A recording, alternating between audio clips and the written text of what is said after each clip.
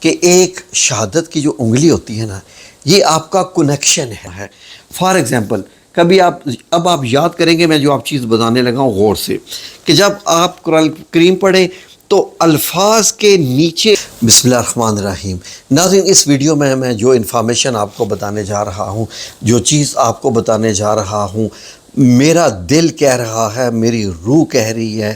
یقین کریں کہ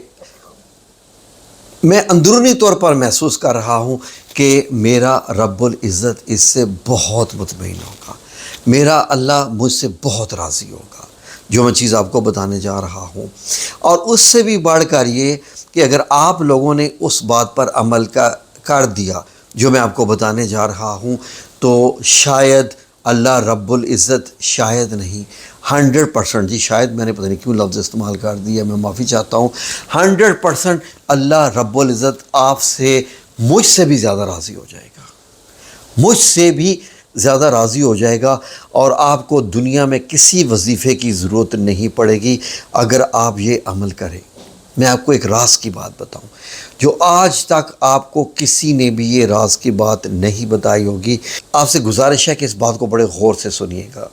ناظرین، دم کرنے کا طریقہ جو میں یہ مثال دے رہا ہوں،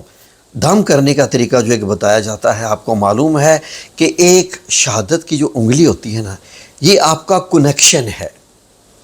فار ایگزامپل میں نے بابا جی عرفان الحق صاحب کے ڈیرے پہ بہت عرصہ جو ہے وہ ایک خدمت کی ہے، اور بابا جی عرفان الحق صاحب نے مجھے بہت علم سکھایا ہے روحانی۔ تو وہاں پر جو مریضوں کو دم کیا جاتا ہے، وہ شہادت کی انگلی کا استعمال کیا جاتا ہے، ماتھے پر، سینٹر پر یہاں رکھا جاتا ہے۔ یہ وہ جگہ ہوتی ہے جہاں سے انسان انفارمیشن لیتا ہے، اور اس جگہ کے سائنس نے بھی یہ ہے کہ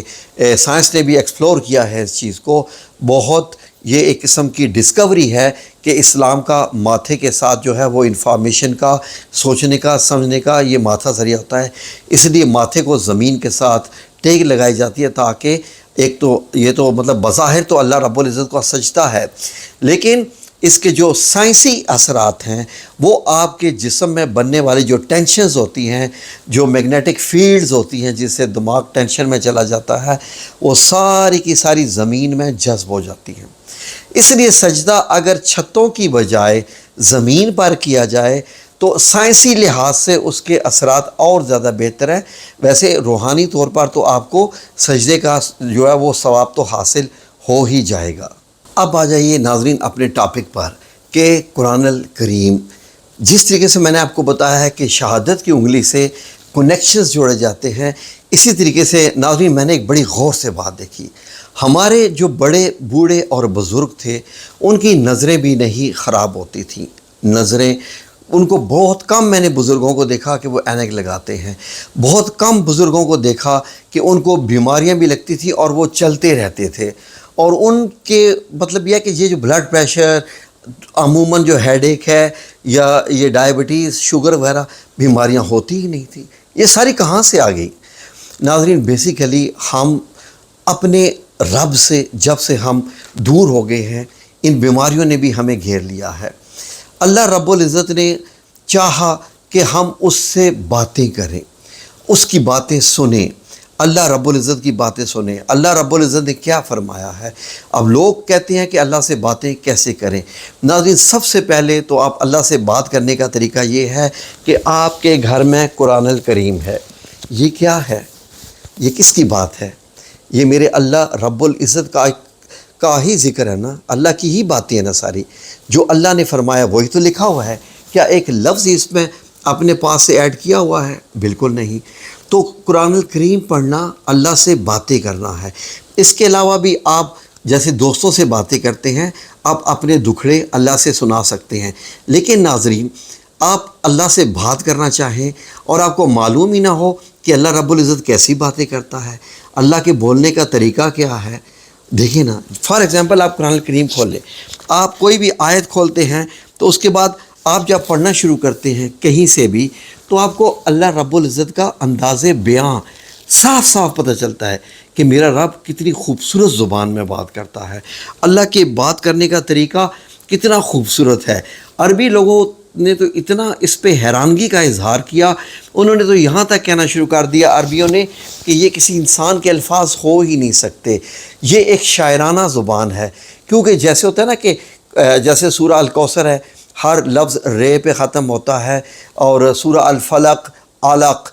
جی خلق، اور یہ ساری چیزیں یہ دیکھیے ساری قاف پہ، اور مطلب جو ایک قافیہ ردیف، یہ تمام جو چیزیں ہوتی ہیں نا شاعروں میں جو ہوتی ہیں، مجھے تو زیادہ علم نہیں ہے، یہ سب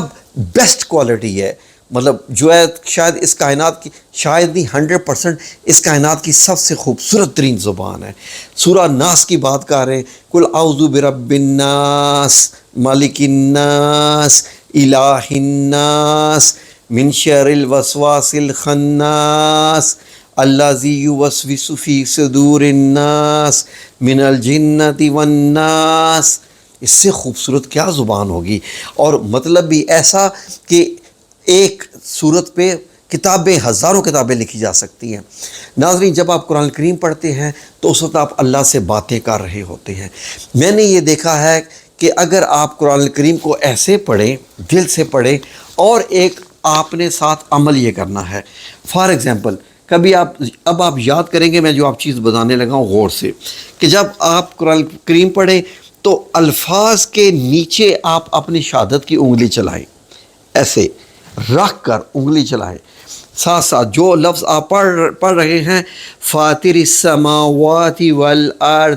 جیسے جیسے پڑھتے رہے ہیں، آپ یہ یقین کریں کہ یہ جو الفاظ ہیں سارے اسی انگلی کے ذریعے کنیکشن پیدا کریں گے آپ کا اور اللہ رب العزت کا، اور یہ کنیکشن ایسا ہوگا کہ یہ آپ کی زندگی میں اتنی تبدیلیاں لے کے آ جائے گا کہ آپ سوچ بھی نہیں سکیں گے، بہت خوبصورت قسم کی تبدیلیاں۔ تو ناظرین، اسی لیے میں کہتا ہوں کہ آپ قرآن کریم کے ساتھ جڑ کے رہیں، قرآن کریم کے ساتھ روزانہ ایک صفحہ بھی اگر آپ پڑھ لیں گے، ایک صفحہ بھی اگر آپ پڑھ لیں گے، اللہ کی قسم میں اٹھا کے کہہ رہا ہوں، آپ کو کسی وظیفے کی ضرورت نہیں پڑے گی، کسی قسم کے عمل کی ضرورت نہیں پڑے گی، کہیں جانے کی ضرورت نہیں پڑے گی۔ نمبر ایک، آپ کے دل میں نور پیدا ہوگا۔ سب سے پہلے نور دل پہ حاصل کرنے کا طریقہ جو سب سے بہترین ہے وہ قرآن الکریم کی تلاوت ہے، اور قرآن الکریم کے الفاظ کا دیکھنا بھی آپ کو کتنی زیادہ جو ہے وہ فائدہ دیتا ہے، اور یہ بھی نہیں سوچ سکتے۔ جب آپ الفاظ کو دیکھ رہے ہوتے ہیں، پڑھ رہے ہوتے ہیں، آپ کو وہ فائدہ حاصل ہو رہے ہوتے ہیں جو شاید بیان سے باہر ہے، جی بالکل بیان سے باہر ہیں، ٹھیک ہے۔ جیسے اللہ رب العزت کا ایک انداز ہے، وما ادراکا، کہ تم کیا جانو، کسی چیز کے متعلق بھی بتا کے تمہیں کیا معلوم کہ یہ چیز کیا ہے۔ پھر اس کے بعد لیلۃ القدر خیر من الف شہر، تو اللہ رب العزت کا بھی ایک انداز ہے۔ تو میں آپ کو یہ بتانا چاہ رہا ہوں بیسیکلی کہ آپ کو معلوم نہیں ہے کہ زندگی تبدیل کرنے کا اور اپنی زندگی میں سکھ لانے کا ذریعہ قرآن الکریم ہے جو آپ کے گھر میں ہے، اس سے جڑ کے رہیں۔ جتنا قرآن الکریم کے اوپر آپ کی انگلی چلے گی، آپ کی آنکھیں ساتھ ساتھ چل رہی ہیں، آپ کا دل ساتھ ساتھ چل رہا ہے، آپ کی زبان ساتھ ساتھ چل رہی ہے، وہ الفاظ زبان پر آ رہے ہیں، وہ آپ کے اندر کیا کیا تبدیلیاں لا رہے ہیں۔ آپ کو وظیفے بتائے جاتے ہیں کہ یہ الفاظ پڑھے تو یہ ہو جاتا ہے، جب قرآن کریم پورا کا پورا اللہ رب العزت فرما رہا ہے کہ اس قرآن پاک کو میں اگر پہاڑ پہ نازل کرتا تو ریزہ ریزہ ہو جاتا۔ تو ناظرین، انسان کے اوپر کتنے خوبصورت اثرات ہوتے ہیں اس کے، کاش کہ آپ لوگ اس بات کو سمجھ سکیں۔ آپ ایسا کریں کہ آپ کے پاس وقت ہے یا نہیں، وقت نکال لیں۔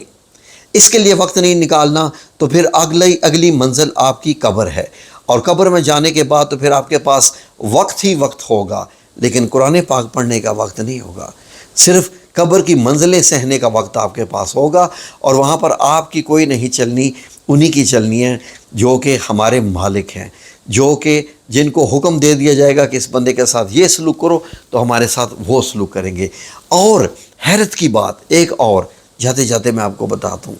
قرآن الکریم دیکھنے میں یہ ایک کتاب ہے، ٹھیک ہے جی، لیکن قرآن الکریم قیامت والے روز ایک شخصیت کی صورت میں سامنے آئے گا،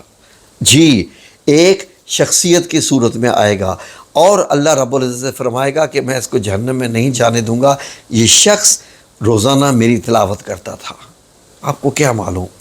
یا نہیں معلوم یا معلوم ہے بھی ہے؟ اگر ہے تو کیا یقین کیا اس کے اوپر؟ کیوں نہیں یقین کیا؟ ابھی بھی موقع ہے، سانس لے رہے ہیں، زندہ ہیں، ابھی بھی آپ کا نامہ اعمال بند نہیں ہوا، نہ اس نے بند کیا ہے نہ اس نے بند کیا ہے، دونوں لکھ رہے ہیں۔ صبح اٹھ کے مطالعہ کرنا شروع کر دیں اور یقین کریں کہ اللہ کی قسم اٹھا کے میں کہہ سکتا ہوں کہ آپ سب کہیں گے آج کا دن میری زندگی کا سب سے اچھا دن ہے، کیونکہ پتہ نہیں آج میرے کام خود بخود ہو رہے ہیں، آج جس کام میں ہاتھ ڈال رہا ہوں یا ڈال رہی ہوں خود بخود ہوتے جا رہے ہیں، آج مجھے تھکن بھی نہیں ہو رہی، مجھے پریشانی بھی نہیں ہو رہی، کہیں سے کوئی مطلب یہ ہے کہ جیسے عجیب یہ فیلنگز آتی تھی وہ بھی نہیں آ رہی، دل بھی مطمئن ہے، سانسیں بھی مطمئن ہے، زندگی بھی مطمئن ہے۔ اور آپ کو کیا چاہیے؟ یہ جو میں نے آپ کو یہ ساری چیزیں بتائی ہیں غور سے سن لیجئے۔ اگر آپ پڑھتے ہیں تو یہ سب کچھ آپ کو حاصل ہوگا، اگر آپ نہیں پڑھتے تو وہ اس دنیا میں آپ سمجھتے ہیں نا کہ آپ کو کوئی سزا نہیں مل رہی، آپ کو سزا مل رہی ہے، ڈپریشن کی صورت میں، بیماریوں کی صورت میں، پریشانیوں کی صورت میں، گناہوں کی صورت میں، یہ ساری کی ساری سزائیں آپ کو مل رہی ہیں، اور آپ بھاگتے بھاگتے کبھی کچہریوں میں، کبھی ہسپتالوں میں، کبھی کسی کے پیروں کے پاس، کبھی عاملوں کے پاس، کبھی کچھ نہ کچھ نہ کچھ۔ ٹھیک ہے جی، اس کے ساتھ جڑ جائیں جس کی یہ کتاب ہے، وہ جانیں اور پھر آپ جانیں، وہ آپ کو اکیلا نہیں رہنے دے گا۔